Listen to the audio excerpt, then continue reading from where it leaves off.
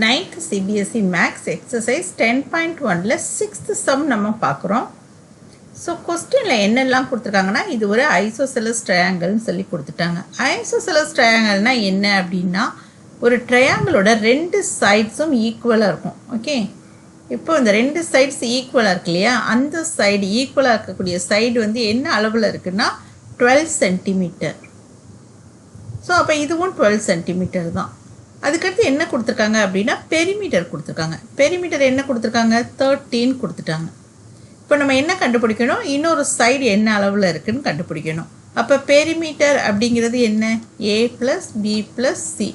இப்போ இங்கே a b ரெண்டுமே 12. So 12 + c. இப்போ பெரிமீட்டருக்கு என்ன அளவு கொடுத்துருக்காங்க 13 சொல்லி கொடுத்துட்டாங்க. அப்போது 30 is equal to 24 plus c.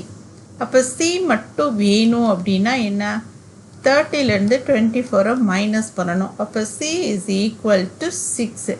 c 6ன்னு கண்டுபிடிச்சிட்டோம். அப்போ a is equal to 12, b is equal to 12, c is equal to 6. இப்போ நம்ம ஏரியா கண்டுபிடிக்க போகிறோம். ஏரியாவுக்கு ஹெரன்ஸ் ஃபார்முலா என்னது, ஈக்குவல் டு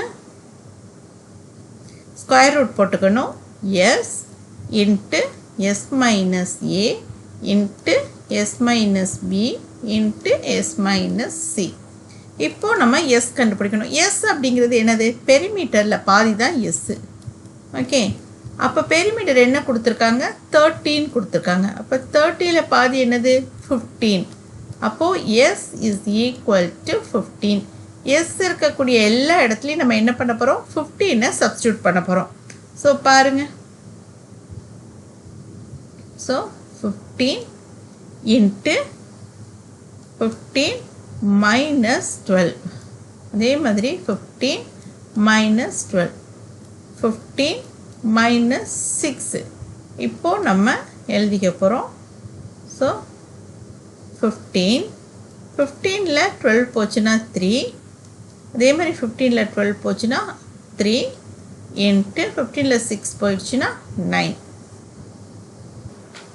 இப்போ நம்ம என்ன பண்ண போகிறோம்னா ஸ்கொயர் ரூட்டுக்குள்ளே இருக்கு இல்லையா, இந்த நம்பர் எல்லாத்தையுமே நம்ம ஃபேக்டரைஸ் பண்ண போகிறோம். ஸோ எப்படி ஃபேக்டரைஸ் பண்ணுறது அப்படின்னு கேட்டிங்கன்னா, இப்போ 15 அப்படிங்கிறத நம்ம எப்படி எழுதலாம்னா 3 இன்ட்டு 5 அப்படி எழுதலாம். ஸோ பாருங்கள், 15 எப்படி எழுத போகிறோம் 3 இன்ட்டு 5 இன்ட்டு ஏற்கனவே இருக்கக்கூடிய 3 அப்படியே எடுத்து எழுதியாச்சு 3. இப்போ 9 எப்படி எழுத போகிறோம் அப்படின்னா 3 இன்ட்டு 3. இப்போது என்னெல்லாம் ஜோடியாக இருக்கோ அதுலேருந்து நம்ம ஒரு இதை வெளியில் எடுக்க போகிறோம். இப்போ பாருங்கள் 3 இருக்குது, இதுக்கு ஜோடியும் இருக்குது. அப்போ ஸ்கொயர் ரூட்லேருந்து ஒரு 3யை நம்ம எடுத்துடலாம். ஸோ 3. இப்போ இங்கே 5 இருக்குது, 5க்கு ஜோடி கிடையாது, அதனால் அதை நம்ம எடுக்க முடியாது. ஸோ இதை அப்படியே விட்டுறலாம். இப்போ அடுத்து நம்ம எடுக்கிறது என்ன எடுக்க போகிறோம் அப்படின்னா இந்த 2 3 இருக்கு இல்லையா, இந்த ஜோடியிலேருந்து ஒன்று எடுத்துக்க போகிறோம். அவ்வளோதான். இப்போது ரூட்டுக்குள்ளே என்ன இருக்கும் அப்படின்னு பார்த்தீங்கன்னா இந்த 5 and 3 இது ரெண்டுக்கும் ஜோடி இல்லையா, அதனால் 5 and 3 ரூட்டுக்குள்ளே இருக்கும். இப்போ நம்ம இதுக்கு ஆன்சர் எப்படி எழுத போகிறோம் அப்படின்னா பாருங்கள்,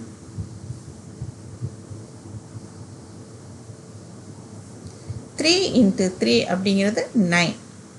அப்புறம் ரூட்டுக்குள்ளே என்ன இருக்குது 5 3s are 15. இப்போது நம்ம 9 ரூட் 15 இங்கே என்ன கொடுத்துருக்காங்க சென்டிமீட்டர்னு கொடுத்துருக்காங்க. அப்போ நம்ம எப்படி எழுதணும் சென்டிமீட்டர் ஸ்கொயர்னு எழுதணும். இந்த யூனிட்டு எழுதுறது மறக்காமல் இருக்கணும். அதனால் சென்டிமீட்டர்னால் சென்டிமீட்டர் ஸ்கொயர்னு எழுதுங்க, மீட்டர்னால் மீட்டர் ஸ்கொயர்னு எழுதுங்க. இதுதான் இந்த சம்மோட ஆன்சர். இவ்வளோ தான் இந்த சம்.